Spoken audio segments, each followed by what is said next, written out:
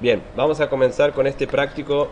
Este práctico, así como el práctico uno fue fundacional de todo lo que íbamos a ir usando después, con la programación básica y con los métodos numéricos, acá pasa lo mismo. ¿Sí? Todos los métodos numéricos que vimos hasta ahora no necesitaban el uso de arreglos. Bueno, a partir de los que vemos ahora vamos a necesitar el uso de arreglos.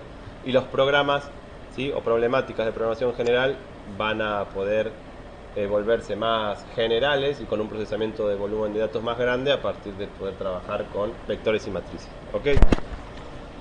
El formato del práctico, como el que ya más o menos ustedes vieron, ¿sí?, tiene bastantes problemas, ¿sí?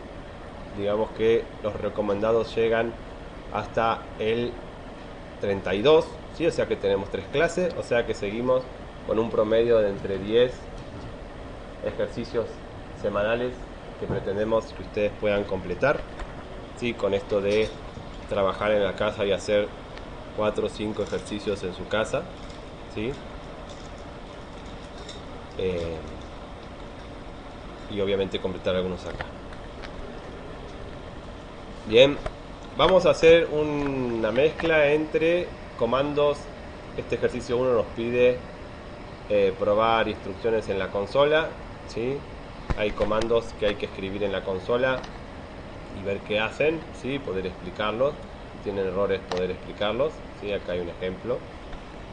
Vamos a ver lo mínimo para centrarnos en la parte de vectores, ¿sí? Es decir, una colección de elementos ordenados de una sola dimensión.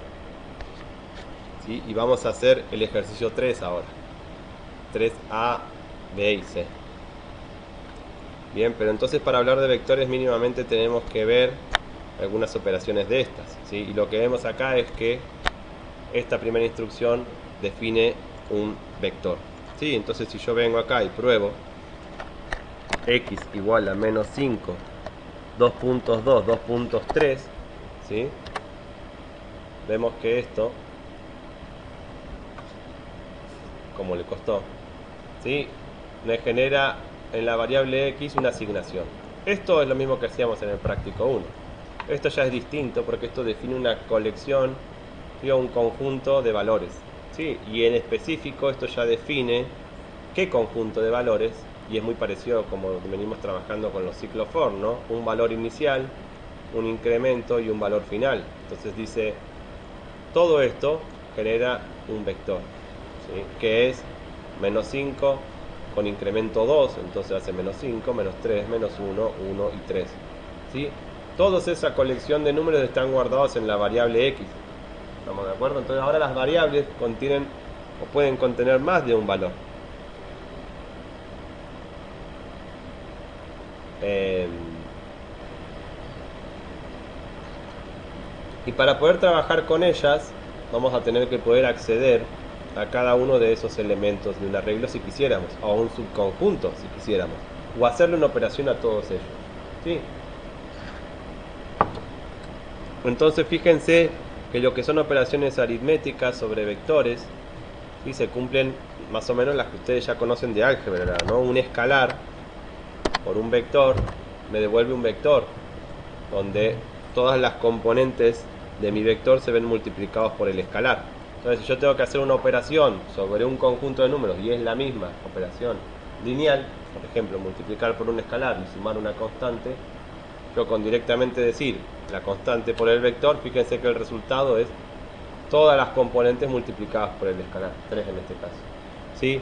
Y si yo a eso además le quiero sumar otra constante, ¿sí?, cuando le sumo una constante a un vector se le suman, o a un arreglo en general, se le suman a todas las componentes.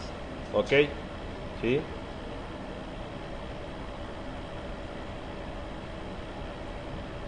Bien, ¿cómo accedemos a, si volvemos, voy a volver a mi vector x original, ¿sí? Si yo quiero extraer el 1, ¿cómo hago para tomar ese 1 y multiplicarlo por 10? Es decir, yo quiero multiplicar por 10 al número 1 que aparece ahí. O sea, no voy a escribir 1, lo que tengo que hacer, teniendo en cuenta que mi vector se llama x.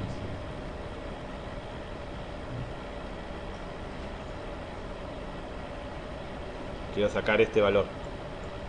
No quiero hacer 10 por todo, solo me interesa hacer 10 por ese valor. ¿Cómo? Bien, la cuarta columna de X. ¿Y cuántas filas tiene X? Una sola, ¿sí?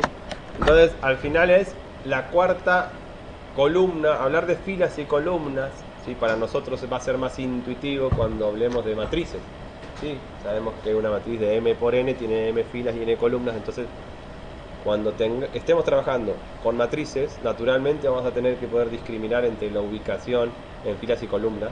Cuando son vectores, basta con pensar que esta es la primera, segunda, tercera y el 1 está en la cuarta ubicación de mi vector. ¿Sí?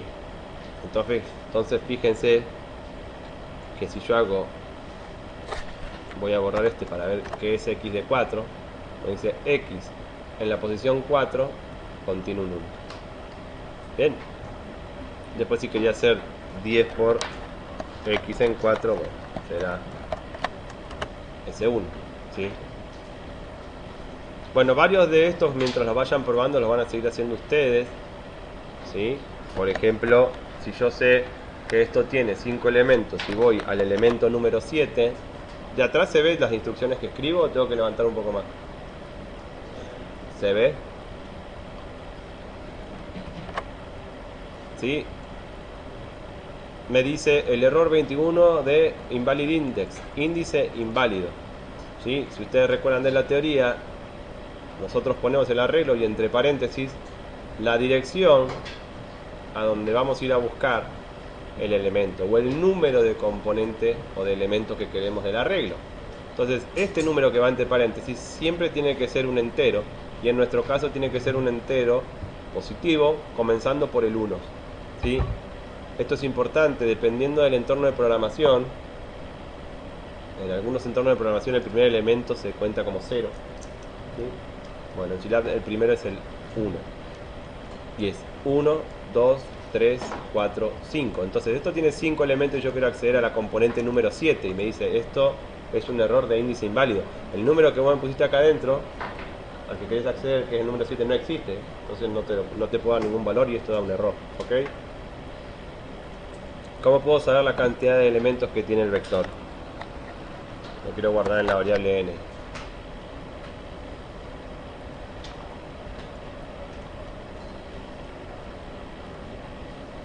¿Se acuerdan? Length. ¿Sí? Length en inglés es longitud. Le voy a hacer la longitud a x. Y fíjense que eso es una asignación, ¿no? Lo que me devuelve el length de x lo guardo en n. N vale 5. Entonces yo cada vez que tengo un arreglo, en general le vamos a pasar como parámetro de entrada a nuestra función en la colección de datos, porque pueden ser muchos. Una vez que yo introduzco el arreglo, que puede ser, no sé, distintas alturas de personas o lo que sea, yo tengo que saber cuántas personas son. Entonces lo primero que hago a partir del arreglo es verle la longitud. Y veo cuántos elementos tiene el vector. En el caso de matrices no usaremos length de longitud, sino size de tamaño, por eso lo retomamos la clase que viene. ¿Sí? Entonces, longitud del vector, fíjense que una de las operaciones que aparecen ahí es la tercera, que es ponerle una tilde, como si fuese un final de una cadena de caracteres. Bueno, arreglo, ¿sí? Y comilla simple me hace una transposición del arreglo, ¿sí? El famoso traspuesta que hacían en álgebra, ¿no? O sea, un arreglo de 1 por 5 traspuesto, lo que son filas pasan a ser columnas. Me queda un vector columna de 5 por 1, 5 filas por una columna, ¿sí? De igual manera la longitud sigue siendo la misma y yo también puedo acceder a i de 4 y sacar el 1. Fíjense que sea fila o sea columna, ¿sí? Yo poniendo un solo valor de elemento es indudable que quiero acceder a la cuarta componente. O sea, haya sido fila o columna, yo con decirle quiero la componente 4 estoy sacando el mismo número, ¿sí? Por eso en vectores lo más práctico es usar un solo índice para accederlo. Si yo también podría haber dicho dame de i la fila 4 columna 1, ¿sí? Ahora si yo de x, que era mi vector filas, quiero acceder a la fila 4 columna 1, ¿qué me dice? Índice inválido. ¿Por qué? Porque tiene una sola fila y 5 columnas. ¿Sí? Entonces, en general, con vectores, ¿sí?, nos conviene o es práctico directamente acceder al número de componentes. ¿Alguna duda hasta acá? Bueno, después tienen que seguir probando. Todos estos son con vectores. Hay otras operaciones. Después hay operaciones con matrices. Si quieren dedicarse a probar esos comandos pueden hacerlo, y si no pueden ya avanzar con estos ejercicios. Así que lo que vamos a hacer es el ejercicio 3, ¿sí? El ejercicio 3 me dice definir un vector en la consola, realizar un programa que lo reciba como parámetro y recorra con un ciclo for para determinar lo que se pide en cada inciso. Y use las funciones dadas entre paréntesis solo para verificar. Es decir, nosotros tenemos que hacer nuestro programa que calcule la suma de todos los elementos, ¿sí? Pero esto no se ve bien ahí. La suma de todos los elementos, y ya hay una función de Scilab que nos permite hacer la suma de todos los elementos de una regla. Entonces, en el ejercicio 3A lo programamos nosotros, B también, C también, y a partir del ejercicio 3 en adelante ya vamos a poder usar estas para todos nuestros programas y ya está, ¿sí? En cualquier caso es bueno saber programar esto, porque un ejercicio nos puede pedir que sume solo los que cumplen determinadas condiciones, y ahí suele ser práctico ir viendo a uno qué va pasando para ver si lo tengo que acumular o no, ¿sí? Por ejemplo. Ajá. Voy a abrir el Side Notes y voy a armar un programa.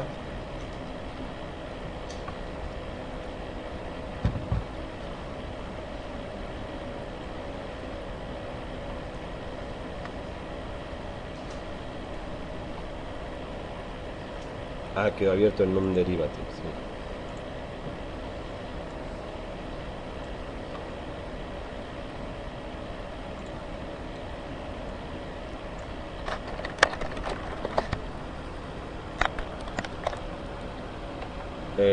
Esta será ejercicio 3, ¿sí?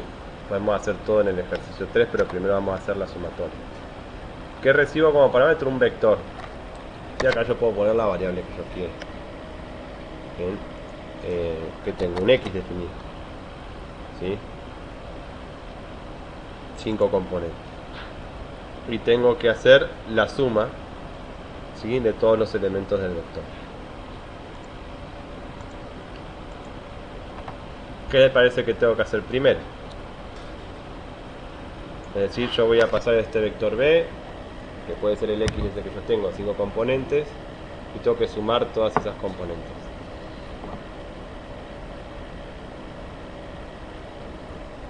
¿Cómo hacíamos en el práctico 1 para hacer una sumatoria de valores? Pues vamos a hacer lo mismo acá. De hecho, en el parcial seguramente tuvieron que hacer algo de este tipo, ¿no?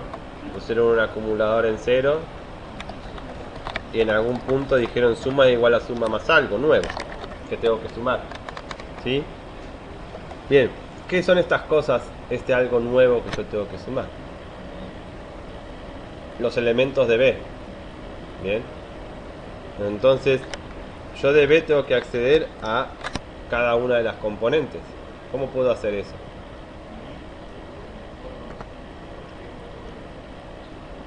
Ajá, el compañero dice uní, y a esto yo lo quiero repetir para todos los valores de i. Es decir, suma vale 0, quiero hacer 0 más b de 1 y guardarlo. Y después repetir lo que tengo en suma, que es b de 1, más b de 2 y guardar. Lo que tengo en suma, que es b de 1 más b de 2, más b de 3 y guardar. Entonces yo ahí lo voy a ir modificando 1, 2, 3, ¿hasta cuándo?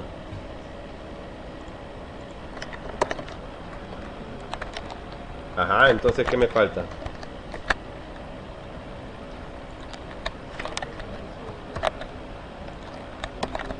¿Sí? Calcular en función del vector que yo tengo cuál es la longitud.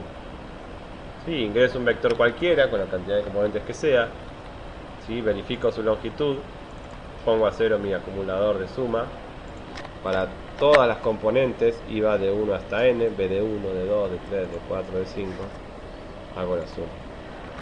¿Sí? Entonces la suma es... ¿Qué es lo nuevo de este práctico respecto de lo que ya veníamos trabajando? Que tengo que acumular los valores en el vector, ¿sí? Que es la sumatoria de valores en el vector. Esto es lo único nuevo. Que es razonable también que si quiero sumar todas, yo pase por todas las componentes. Entonces, ese for que antes era para los 15 valores ingresados por el usuario, poníamos la cantidad de elementos, los íbamos ingresando uno a uno y los íbamos sumando. Ahora ya está toda la colección. Entonces nosotros hacemos un programa más expeditivo en ese sentido. Toda la colección que yo te estoy pasando como parámetro, hacer el suma. ¿Alguna duda? Lo probamos.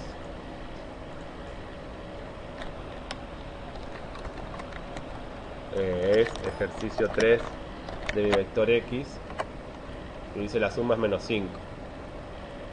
Bueno, en este caso hay mucha simetría, ¿sí? Menos 1 con 1 se va, menos 3 con 3 se va y me queda menos 5. ¿Sí?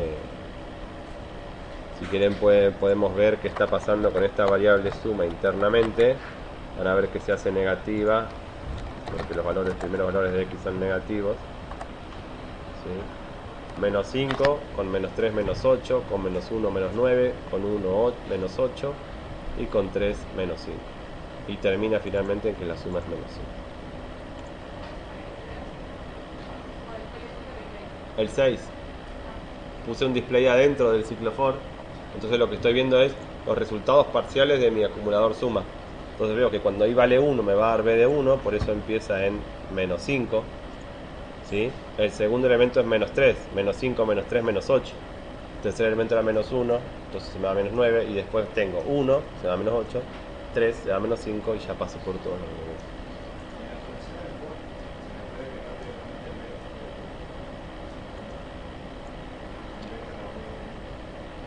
Sí, pero no te lo recomiendo. En este ejercicio no hace ninguna diferencia. Lo que pasa es que en general vamos a poder pedir más de una, o sea, en un mismo problema podemos tener más de un requerimiento. Entonces puede ser la sumatoria y después quedarte con el valor más grande y después hacer tal cosa. Entonces en general no necesariamente vas a tener una sola vez que recorrer al vector. Entonces como no vas a tener que hacerlo una sola vez, sino cada vez que vos tengas que hacer un ciclo vas a tener que poner length de n, length de n, length de n. Entonces en general es práctico hacer esta asignación y después en función de la cantidad de ciclos que tenga repetirla. O sea que yo recomiendo a esto siempre. Lo primero que hacemos en nuestro código es ver el tamaño del arreglo y después seguimos. ¿Sí? Así no nos queda un... Si no es como que siempre tenés un cálculo de length, que no demora mucho, pero es calcular length y hasta ahí. Calcular length y hasta ahí. ¿Sí? Entonces es mejor calcular una sola vez.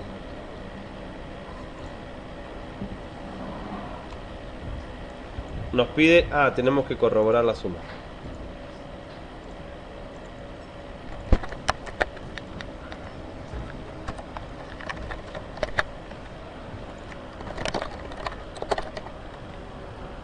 Sí, y acá podemos... pero ustedes no están viendo esto.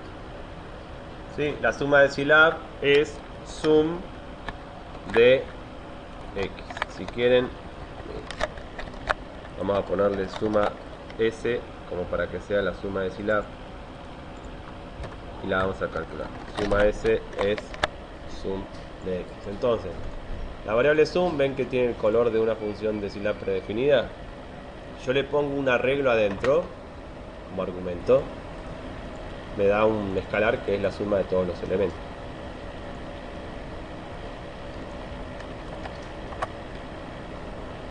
La suma es menos 5, la suma de Scilab es menos 5. ¿Sí? ¿Qué voy a hacer como aclaración importante, tanto para vectores como para matrices? Cuando quieran usar esta función, asegúrense de que de argumento tengan un arreglo y que no tengan una componente de un arreglo. ¿Sí? Si uno hace sum de una componente del arreglo, la suma de un solo valor es ese valor. Y lo peligroso de hacer algo así, que no tiene sentido en esto, pero vemos bastante a veces en los exámenes, es que dentro de ciclos nosotros podemos escribir sum de una sola componente y eso no va a generar un error, porque la suma de xy es xy. Dicho de otra manera, si yo acá escribo esto no me da un error numérico. Sí, voy a comentar esto. Esto no me da un error numérico, porque la suma de b de i es b de i, la suma de 3 es 3, la suma del 4 es el 4. ¿Sí?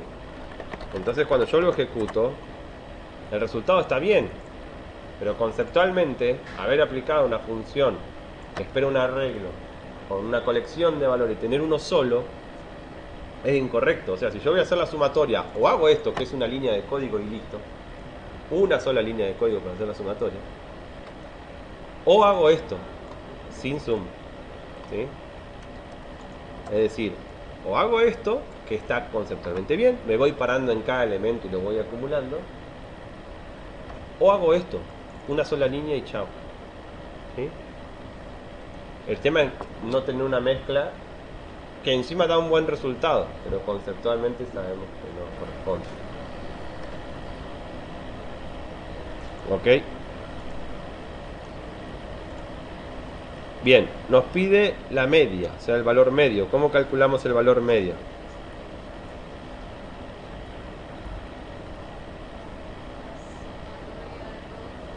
Sí. Bien. ¿Cómo lo calcularíamos y dónde lo haríamos?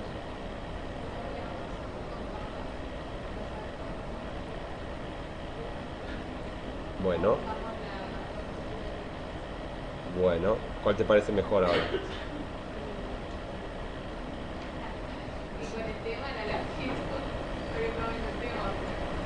No. Claro, antes hubiéramos puesto un contador. Está bien la respuesta, ¿no? Hasta el práctico 1 nuestra forma era, bueno, ponemos un contador. ¿Sí? Salvo que nos hubiera dicho que sabemos la cantidad de elementos, entonces ya igual íbamos a tener la variable esa y el n lo íbamos a tener igual. Si el ingreso era de 10 elementos, el n lo íbamos a tener, entonces también lo íbamos a usar. Sí, pero en general, si nosotros, estos son todos los elementos que sumamos, n ya es la cantidad. ¿Y en qué línea escribo el cómputo del valor medio? O la media.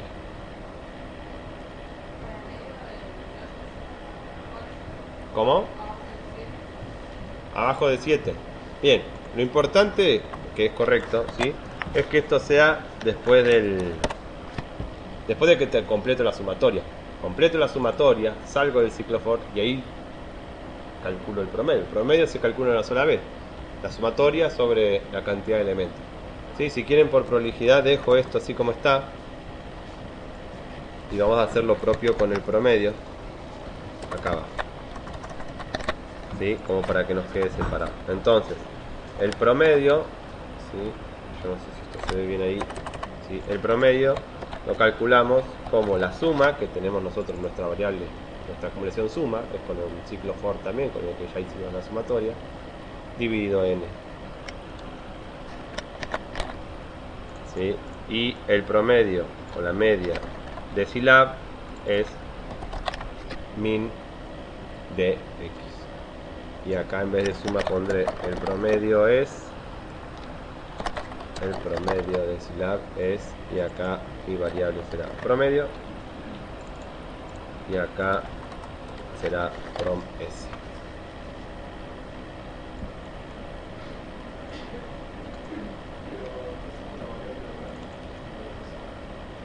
Suma sobre n min de s. El x, tenés razón. Dije x, esto es b. Gracias. Pensé que le había pasado x. Gracias. Sí, me confundí. Sí, mi vector es b, después se puede llamar como yo quiera en consola. Mi vector es b, será sum de b, min de b. Sí, sí. Tal cual.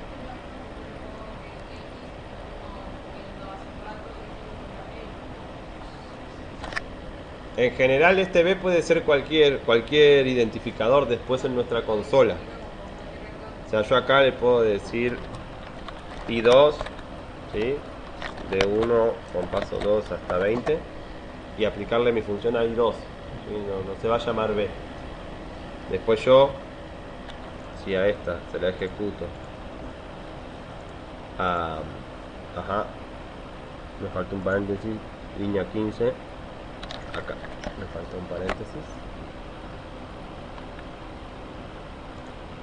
Si está toda en términos de mi vector B, que es el parámetro de entrada, y ese es genérico.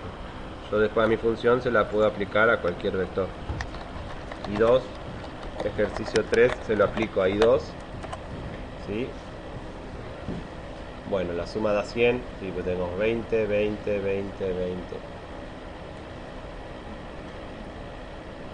5 por 20 es 100, sí. La suma es 100, la suma de sílaba es 100, el promedio es 10, el promedio de sílaba es 10. ¿Sí? Lo peligroso es tener lo que tenía yo, tener un X dando vuelta que no depende del vector ingresado.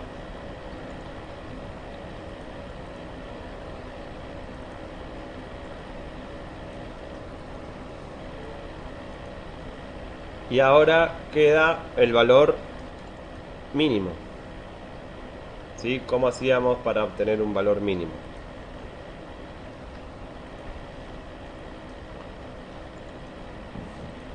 Entonces, mientras voy recorriendo mi vector, puedo ir viendo qué va pasando con esa componente. ¿Sí? Puedo decir que mi valor mínimo es o inicializarlo con un valor muy grande, ¿sí? Así ya cualquier valor que yo ingrese es más chico que ese. O como ya tengo la colección de elementos, decir, bueno, el más chico es el primero. ¿Sí? Y entonces me voy a fijar para cada componente, ¿sí? Que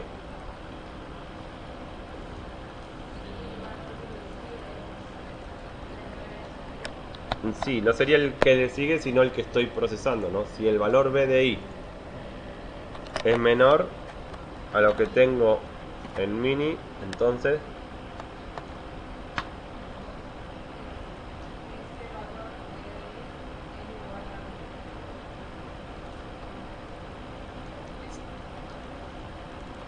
si B de I es más chico que lo que tengo en mini es porque este valor es el mínimo hasta ahora. Entonces a la que tengo que cambiar es a mini por B de I, ¿sí? Actualicé el valor mínimo, ¿no? Empieza en B de 1.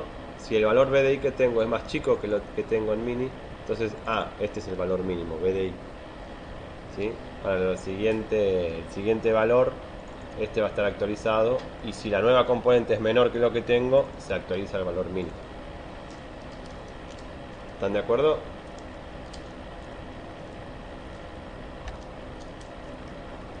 ¿Alguna duda?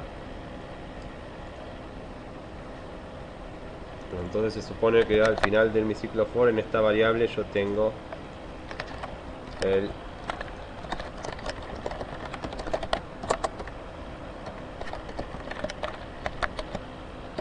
la variable mini tengo el valor mínimo. Y me falta el valor mínimo de Scilab,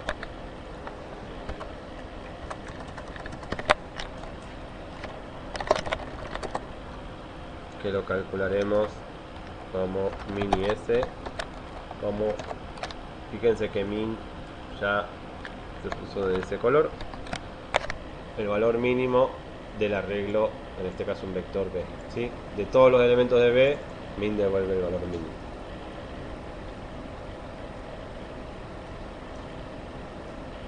¿Alguna duda? Acá este será mini de Scilab, mini S. Comparamos los dos resultados, mini y mini S.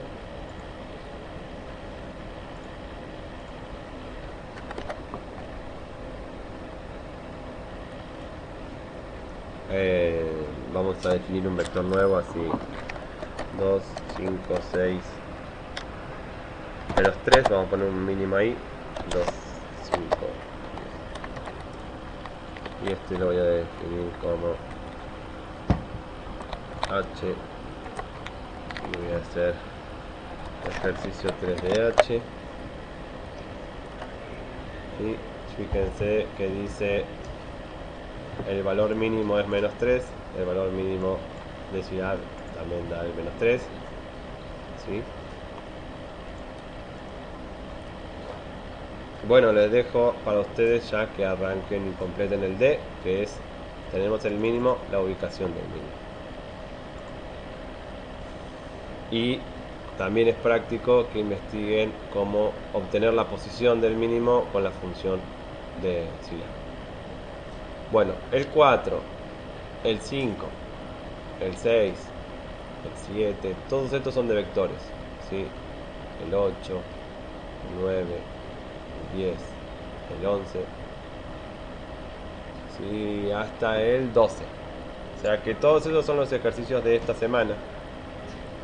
Estos son los ejercicios que nos van introduciendo, van aumentando un poquito en complejidad, ¿sí? La última clase de este práctico vamos a resolver problemas también tipo parcial. El parcial tiene un problema de vectores y un problema de matrices, ¿sí? Yo en verde, porque no encontré una forma, me corría el reloj, no encontré una forma más elegante de hacerlo. Quería marcar solo estos numeritos, pero no, se me marcaban todos. Puse los ejercicios que son de parcial. Este es de matrices.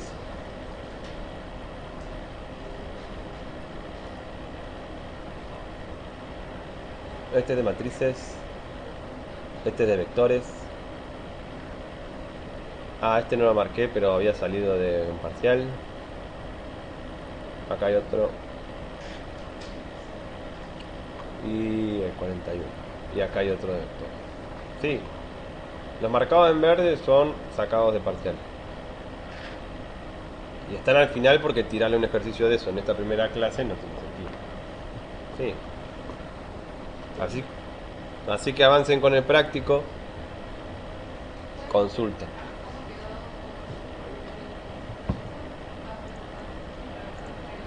Él.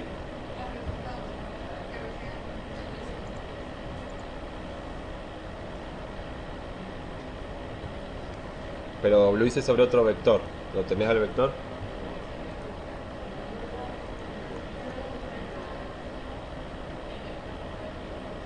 Sí. No, X no, perdón.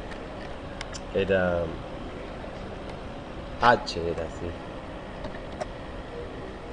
En realidad es cualquier vector que ustedes controlen un valor mínimo. Solo para eso.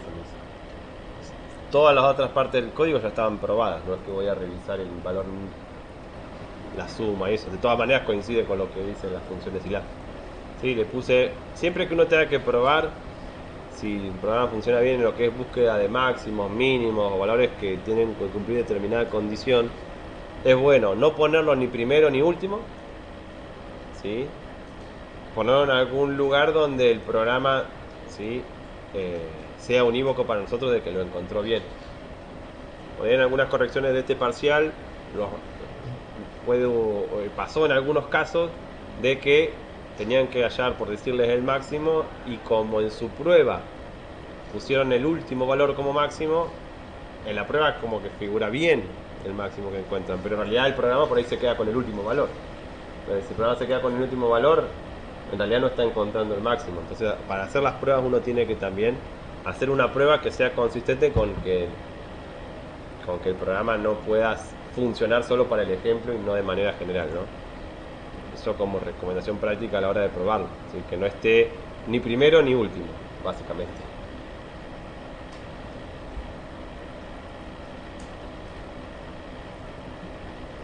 A ver si hago así.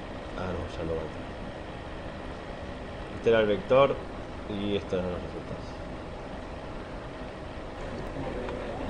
Bueno, vamos a explicar ahora el ejercicio.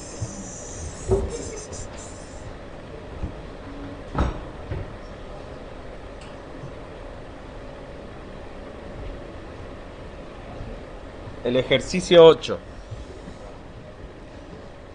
Vamos a explicar el ejercicio 8 que nos habla de decidir si dos vectores son disjuntos. Pero antes de hacer el 8 vamos a, en base a algunas consultas que recibimos, hablar un poquito sobre una introducción al 7, ¿sí?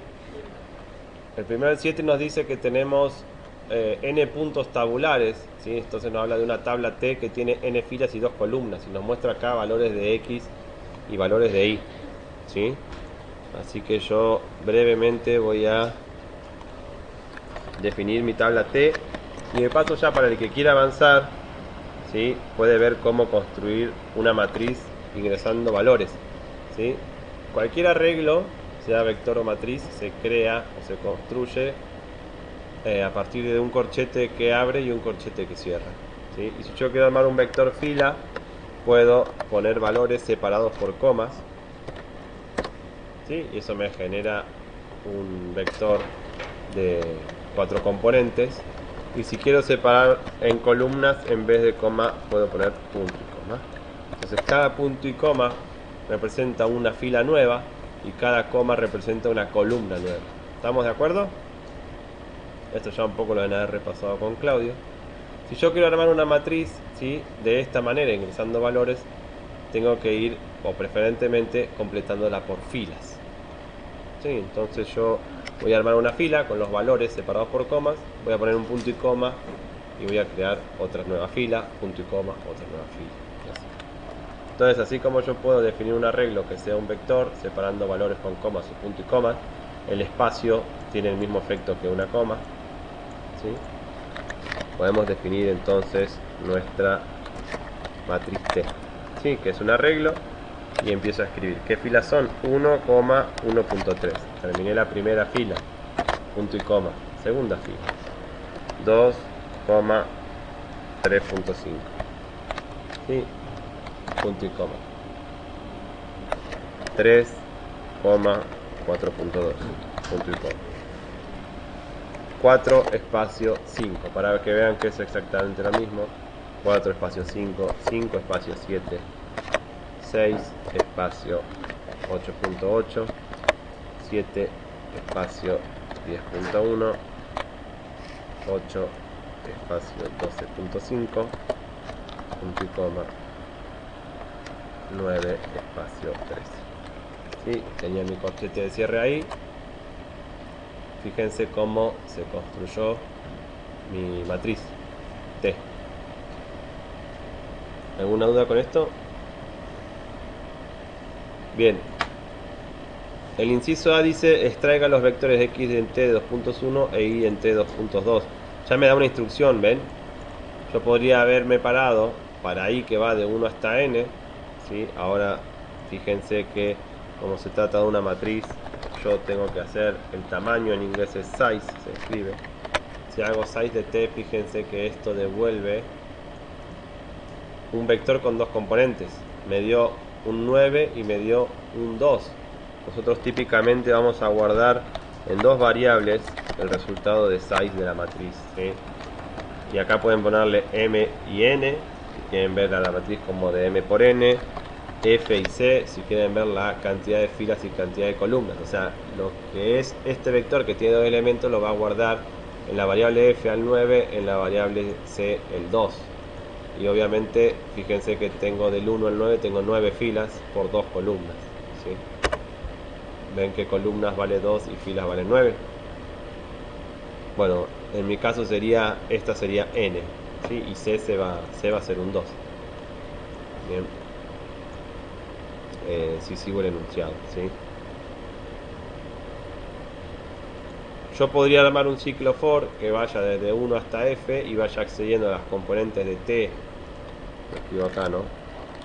T de i, 1, y con eso voy sacando y armando mi vector x, ¿sí? Y con el mismo for, pero parándome en t de i2, puedo completar la componente i del vector i, ¿sí? O sea, i de i sería igual a t de i2, ¿sí? Y x de i sería igual a t de i1, ¿se entiende?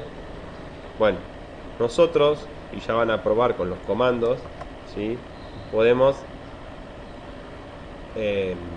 seleccionar solo algunos elementos o submatrices dentro de una matriz, ¿sí?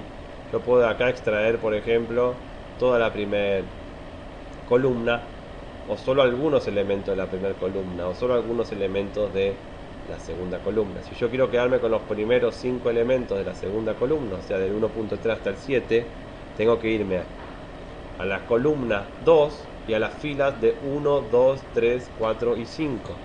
¿Sí? Entonces fíjense que yo puedo, la matriz T, acceder diciéndole entre paréntesis a qué número de fila y número de columna quiero acceder. ¿Sí? Por un lado, fíjense que si me voy a la fila 2, columna 3, ajá, dije fila 2, columna 3 y era porque leí un 3, ¿no? Pero era fila 2, fila 3, columna 2. Me dice índice inválido porque me fui a una columna 3 que no existe. ¿Sí? Fila 3, columna 2, estoy accediendo a fila 3, columna 2, al 4.2. ¿Sí? Eso sí quiero acceder a un solo elemento. Tengo que decirle la coordenada, el número de fila y el número de columna de la matriz. Ahora bien, si quiero de la columna 2 las 5 primeros elementos estos, que son las 5 primeras filas, puedo darle más de un número de fila acá. O le paso como valor acá un vector con filas, bf, o armo yo ese vector de fila. En este caso sería desde la 1 con incremento 1, que puedo no ponerlo, hasta la 5. Entonces fíjense que acá quiero de toda mi matriz o arreglo, quiero la columna solo valor 2 y las filas de 1 con paso 1 hasta 5. 1, 2, 3, 4, 5. Eso me va a dar el vector desde el 1.3 hasta el 7. ¿Se ve? Entonces yo puedo acceder a bloques como a porciones, ¿sí? De manera controlada.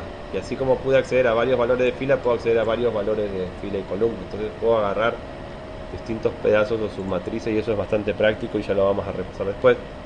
Pero viene a cuento de que si yo pongo simplemente 2 puntos, le estoy diciendo o indicando columna 2 todas las filas que tenga. Entonces fíjense que esto es directamente toda la columna de mi matriz T. ¿Sí? Esta instrucción. T de 2 puntos, coma 2 es toda la columna 2 de mi matriz T. Dicho esto, para aclarar estas instrucciones, o sea que los valores de X serán T de 2 puntos, coma 1 e Y será T de 2 puntos, coma 2. ¿Hasta acá vamos bien? Bien. No, cargamos T, fíjate que yo definí T. O sea, yo tengo T definida. O sea, si quiero X a partir de T, X es T de 2 puntos, coma 1. ¿Sí? E Y será T de 2 puntos, coma 2. Tenían que crear esta es la que yo creo. O si no, creen directamente X e Y a los fines prácticos, pero así como está enunciado, habría que armar esta tabla T. Y dice hay que determinar los coeficientes A0 y A1 de la recta de regresión A0 más A1 por X, tópico que vamos a retomar en un par de prácticos y que varios de ustedes ya vieron los que hicieron estadística. Los que lo están viendo lo van a ver, sí, pero básicamente la pendiente, sí, y la ordenada al origen de esa recta se calcula con estas fórmulas. Esta Y raya es promedio, esta X raya es promedio. Ya vimos cómo hacer la sumatoria de los valores de un vector, o sea que esto ya lo hicimos, esto ya lo hicimos. Si quisiéramos hacer la sumatoria de los X al cuadrado, básicamente tengo que venir a lo que estábamos haciendo acá, ¿sí? Y este suma, en vez de sumar los elementos, podría escribir yo al cuadrado. ¿Sí? Esto al final va a tener la suma de los X sub y al cuadrado. ¿Sí? Suponiendo que tenemos B. Entonces ya, fíjense que a lo que ya vimos no aportaría mucho esto. ¿Sí? Esta es la sumatoria de X que ya tenemos. El resultado ese de la sumatoria de X elevado al cuadrado. O sea que nuestro resultado anterior, no este, sino este elevado al cuadrado. Y la que nos faltaría sería la sumatoria de XY por Y sub I. ¿Sí? Bueno, como tengo dos valores, dos vectores que entraron a mi programa, ¿sí? X e Y, los tendré definidos yo acá, X e Y.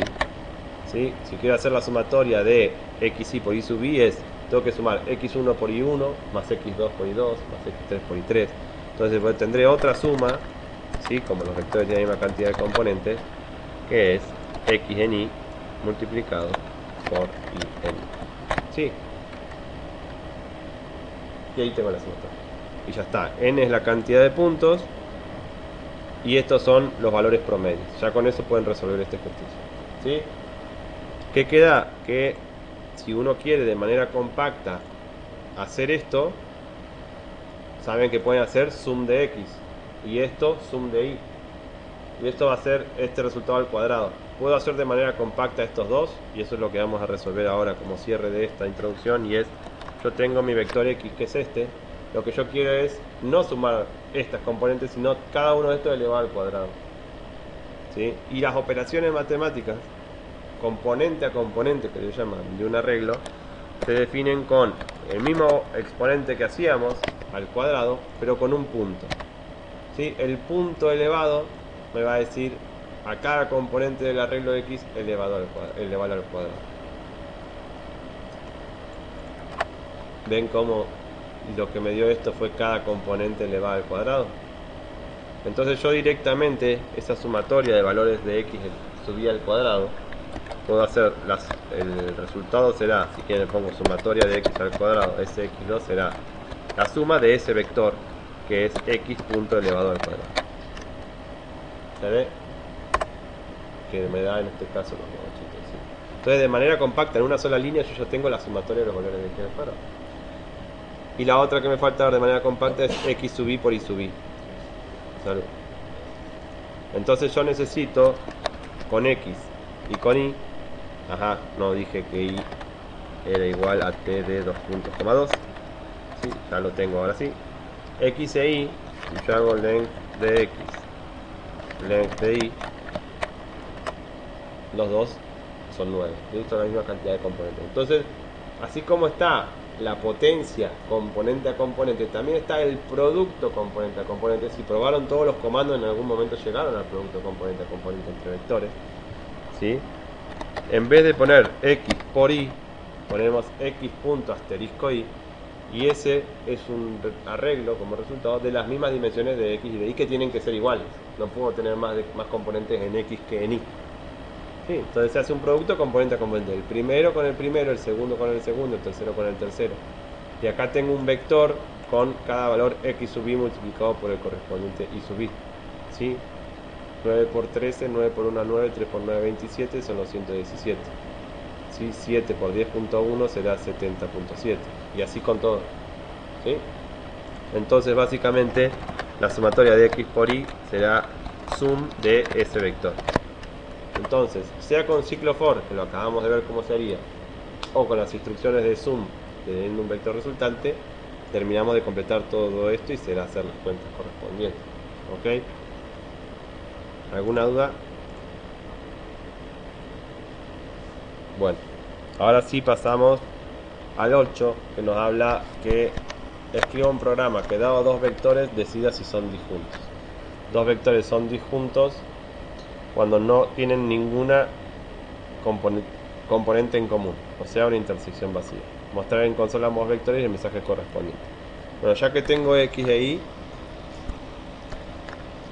y son disjuntos. ¿Por qué no son disjuntos? ¿Qué comparten? El 5 y el 7. Entonces, lo que vemos acá es que no tenemos que hacer una comparación por ubicación, primero con primero, segundo con segundo, tercero con tercero. ¿Cómo se dieron cuenta ustedes? ¿Sí? ¿Y cómo podemos pensar esto como un algoritmo de búsqueda de si son disjuntos o no? No basta con hacer un ciclo for, ¿sí? Para y que va de 1 hasta n y ver si x de y coincide con y de y latina, ¿no? Porque estos son todos falsos, pero como ustedes bien dijeron, en posiciones distintas tengo que chequear que no se compartan números. Entonces, ¿cuál es la solución? ¿O qué hizo su mente rápidamente? Pasó por el 1 y vio si estaba acá. Pasó por el 2 y vio si estaba acá. Pasó por el 3 y vio si estaba acá. Pasó por el 4 y vio si estaba acá. Entonces, por comparación, dijo, no importa donde estén, tengo que ver si cada número de x está o no en el vector y. Bien. Entonces, fíjense que esto me dice, parate en el primer elemento y pasá por todos los de y. Parate en el segundo elemento y pasa por todos los de y. Pasa por el tercer elemento y pasa por todos los de y. Y eso, lo que tiene que traducirse en nuestra mente de a poco, ¿sí? Es que voy a necesitar dos estructuras for que vamos a llamar anidadas, ¿sí? O una dentro de otra. Esto lo voy a llamar, ¿qué ejercicio era? 8. Vamos a recibir como parámetros, ya que los tenemos, a un vector 1 y un vector 2, ¿sí? N es la longitud del vector 1. El enunciado no nos dice que tenga la misma cantidad de componentes, así que vamos a hacer un N1 y vamos a hacer un N2, la longitud del vector 2, ¿sí? En el ejercicio anterior sí era restricción tener la misma cantidad de componentes, así que yo voy a agregarle al vector y una componente, o al vector x una componente más, ¿sí? Fíjense que x tiene 9 componentes, ¿sí? Si yo le quiero agregar una más, puedo decir, fíjense, completar sí me deja completar por fuera de donde está mi vector. Fíjense algo interesante, de que si yo quisiera completar, puedo completar la 10, o si yo quiero puedo ir a completar la 11, ¿sí? En la 11 le voy a poner un... bueno, le pongo un 11. Entonces fíjense que esto no me dio ningún error. Tenía 9 elementos el vector x.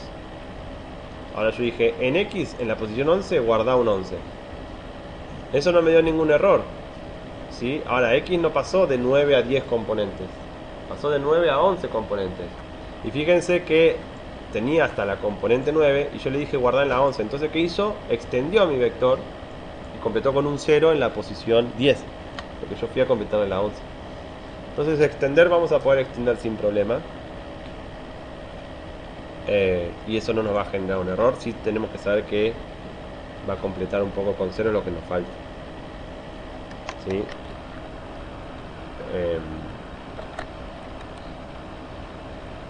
Y después nosotros podemos agregar más valores a arreglos, ¿sí? En vez de hacerlo de esta forma, yo puedo redefinir el arreglo x. Yo voy a cambiar la variable x por otra cosa, y esa otra cosa que quiero que sea es un arreglo. Abro y cierro corchetes. Y ese arreglo quiero que sea lo mismo que tengo en x con un valor nuevo más. Quiero que sea lo que tengo en x, y como es un vector columna, ¿sí? Yo voy a agregar un elemento más, o sea, en punto y coma agrego en una sola columna una fila más, ¿sí? Y ahí voy a agregar el valor 12.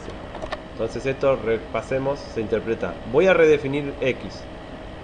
X es un arreglo. Ese arreglo es lo que tengo en x, punto y coma 12, ¿sí? Entonces x es todo eso hasta 11, punto y coma, una fila más, que es un 12. ¿Lo ven? Que ahora x vale lo que había en x, punto y coma, un 12, ¿sí? Esa es una forma bastante flexible para ir creando vectores, sobre todo si yo tengo que quedarme con valores que cumplan determinada condición, ¿sí? Quédate solo con los valores de altura que son mayores que 1,80 m. Entonces, si cumple la condición, ¿qué hago? Genero mi vector vacío, sin nada, y después digo, mi vector es lo que tengo con este elemento nuevo. Entonces, ya uno lo va completando y lo va extendiendo, ¿sí? Y esa es una forma práctica de hacerlo que vamos a retomar la semana que viene. ¿Alguna duda hasta acá? Esto venía solo a cuento de que mis vectores podían tener distinta cantidad de componentes. Aprovechamos a poner algunas cositas sobre la mesa de cómo manipularlos.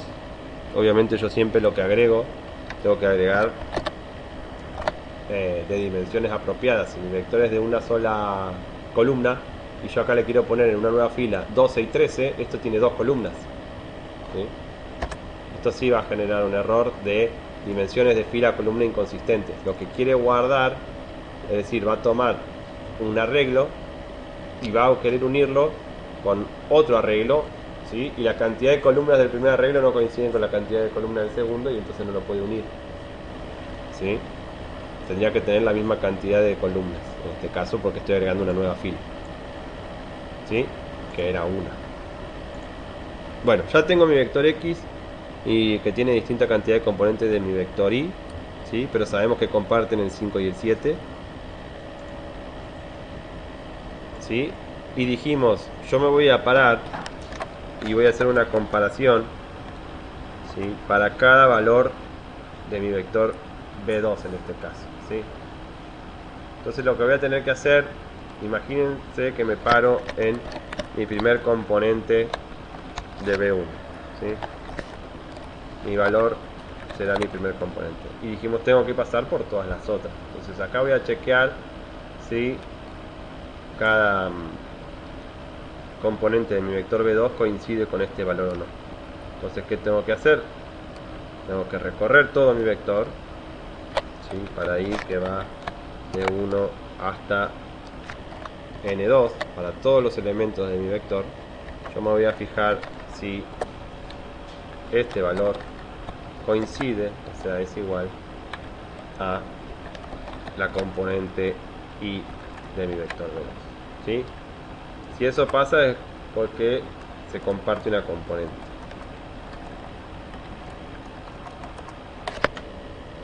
¿Sí? Si esto es verdadero, comparten la componente. Y si comparten la componente, ¿qué podemos hacer?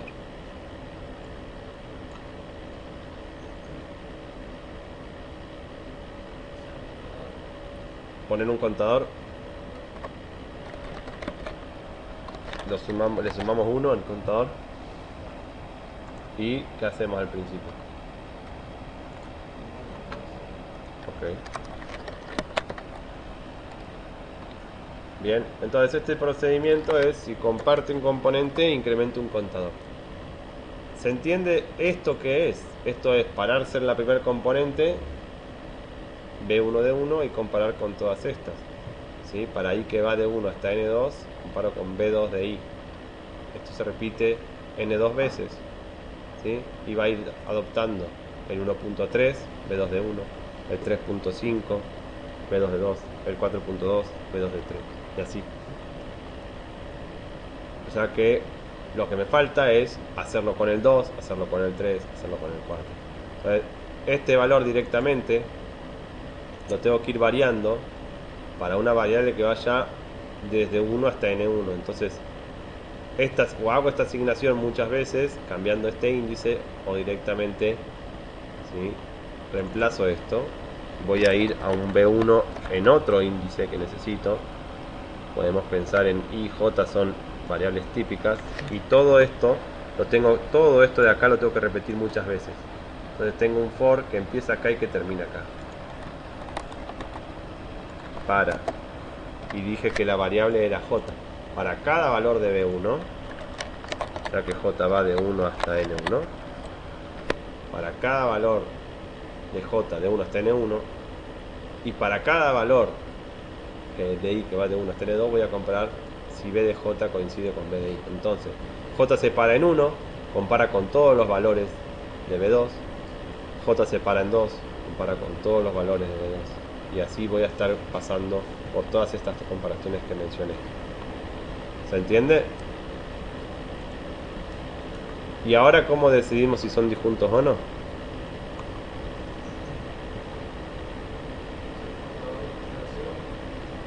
Si el contador es mayor a 0,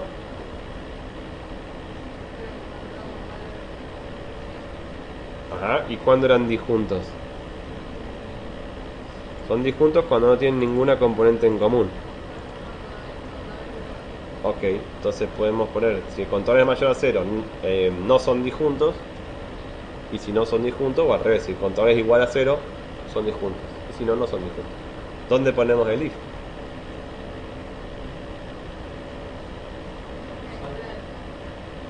Afuera hay dos for.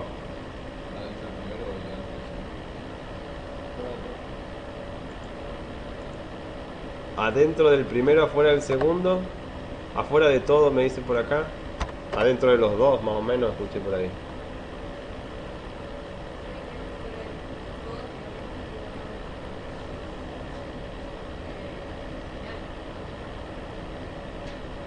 Uh-huh.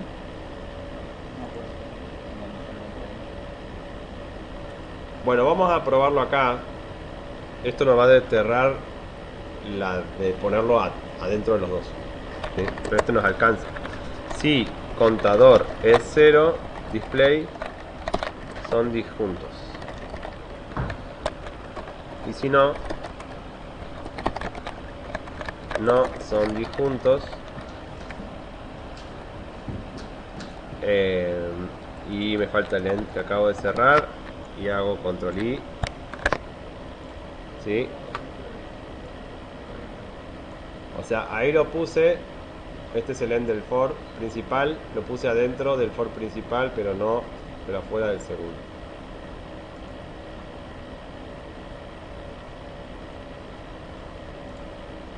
Ajá. Factor inválido en la línea 3 de la función. Ah, porque empecé a escribir cosas acá. Este ya no nos sirve. A ver si en ejercicio 8 dio todo bien. Ahí va. Ejercicio 8 de yo tengo a X y tengo a Y en mi consola, que son B1 y B2.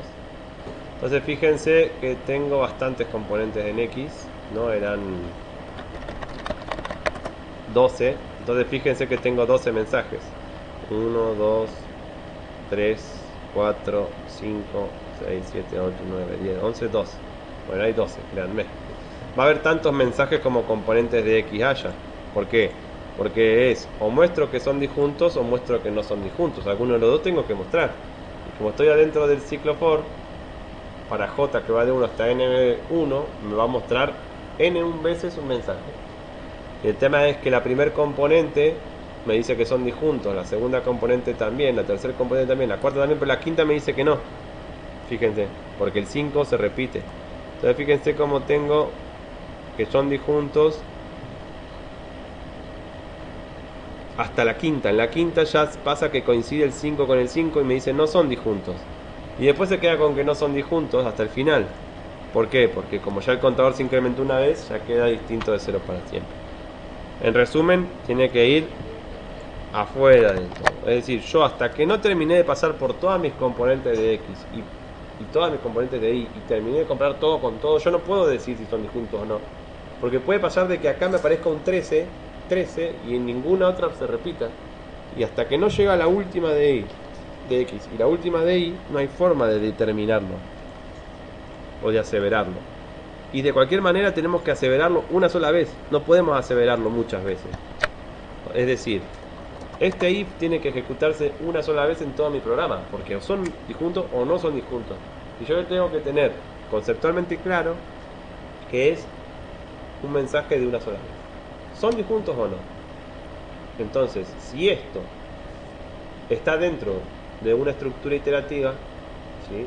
Y posiblemente se ejecute más de una vez y tenga problemas. ¿Sí? Si por alguna razón yo tengo que la situación de que haciendo esto me da un resultado erróneo siempre, el problema no está en dónde está ubicado esto. El problema va a estar en cómo gestiono mi cont. ¿Sí? Si yo acá, en vez de inicializarlo afuera de todo, lo inicializo acá adentro, para cada nuevo valor de X que estoy comparando, reseteo mi contador de igualdades, ¿sí? O sea, si yo escribo esto, genera un problema. ¿Por qué? Porque para cada valor nuevo de X lo reseteo a 0, ¿sí? Y al final me va a indicar, fíjense si lo ejecuto, que son disjuntos cuando no lo son, ¿no? Ah, bueno, no lo probé bien. Qué bueno. Bueno, esperen que lo probamos bien y no hacemos la macana. Ahí sería como lo teníamos, ¿sí? Bien hecho. Vamos a ver. Y ejecuto ejercicio 8 de X y me dice no son disjuntos. Que es correcto, no son disjuntos, ¿sí? Por lo que hablamos, el 5 se comparte y el 7 también, ¿sí? Bueno, fíjense que si yo ahora reseteo acá adentro mi variable contadora, me va a decir que son disjuntos cuando no lo son. ¿Ven que me dice que son disjuntos? ¿Por qué me dice que son disjuntos? Porque como el chequeo, cliqué y no tenía que hacerlo, ¿sí? El incremento del contador se produce para algunos valores de J nomás, solo cuando J vale 5 y cuando J vale 7. Porque esas son las componentes que se comparten, el 5 y el 7. De ahí en adelante no comparten ninguna, ni el 8, ni el 9, ni el 10, ni el 0, ni el 11 creo que tenía, no me acuerdo, o el 12. No comparten ninguna. Entonces, ante cada nuevo valor de X, yo estoy reseteando mi contador de componentes. O sea que el contador no va a tener la cantidad de componentes que coinciden, sino que va a ir reseteando y va a tener la cantidad de veces que aparece cada una de estas en el otro vector. Entonces, para el primer valor de J será 0, para el segundo valor de J será 0, ¿sí? Para el quinto valor de J será 1, para el séptimo valor de J también será 1, porque se resetea ante cada nuevo valor. Y después, para lo siguiente va a ser 0, 0, 0 y termina. Y el contador sale con un 0. Como contador sale con un 0, me dice son disjuntos cuando no lo son. Entonces, la inicialización de esto también es importante. Por eso es importante inicializarlo afuera. Yo tengo que empezar con 0 y si alguna vez pasó entre todas las comparaciones que coincidieron, coinciden.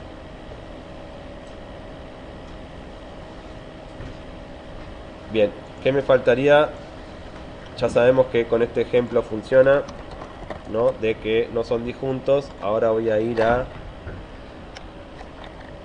I de 1, 2, 3, 4. Lo voy a modificar, así no es entero. El 5 lo cambié por un 5.5 y el 7 lo voy a cambiar por un 7.7. ¿Sí? Ahora sí son disjuntos. No tienen ninguna componente en común, X e Y. X que me queda. No, claro, los quiero poner juntos y no tienen la misma cantidad de componentes. Sí, pues estos son todos enteros y en Y el único entero es el 13 que no está. O sea que ahora sí son disjuntos y me dice que sí son disjuntos. Bien.